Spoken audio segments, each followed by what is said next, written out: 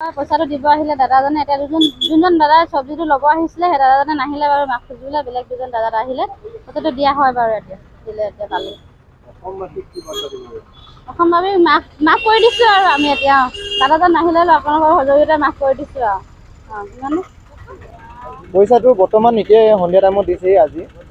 বৰ্তমান পইচাটো দিলে বাৰু গুগল পে' কৰি দিলে মইতো কেছকে গুনাইছিলোঁ বা কেছকে নহ'ল বুলি পাৰি জিপেত গুনাই দিলোঁ ভৰাই দিলোঁ পইচাটো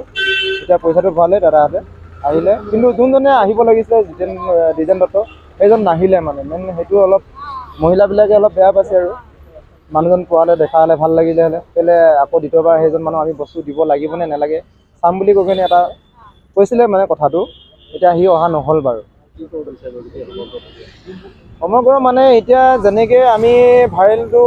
বা ভিডিঅ'টো আমি নিউজটো যেনেকৈ দিলোঁ এনেকৈ ভাইৰেলো হ'ল আৰু পইচাকেইটা আমি সেনেকৈ পালোঁ বাৰু অৱশেষত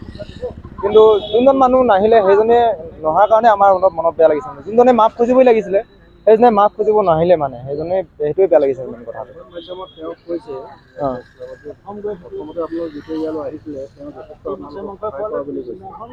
সহায় কৰা মানে তেতিয়াতো মই নাছিলোঁ মই আমাৰ গাড়ী বজাৰতো নাহিছিলে বেলেগ এজন আমাৰ লগৰ ল'ৰাজনে আহিছিলে এইজনে আহিছিলে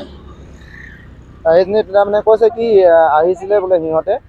কোনে কোনে আহিছিলে মই নাজানো বাৰু নামকেইটা কিন্তু তাত জিতেন দত্তৰ দ্বাৰাও আছে বুলি কোৱা গম পাইছিলোঁ এতিয়া সেইটো সময়ত ভাল আছিলে বোলে কিন্তু খন্তেকতে মানুহৰ কিছুমান মন সলনি হৈ যাব পাৰে ন সেই মনত কি ভাৱ লৈ কিনে বা আমাৰ লগত কি খেপ লৈছিলে বা কি সন্দেহ কৰিছিলে সেইটো নাজানো বাৰু কিন্তু এতিয়াও কিন্তু দাদাই ভুল কৰাৰ পিছত ক্ষমা খুজিবলৈ আহিব লাগিছিলে মেইন সঠিককৈ মানুহজন আমি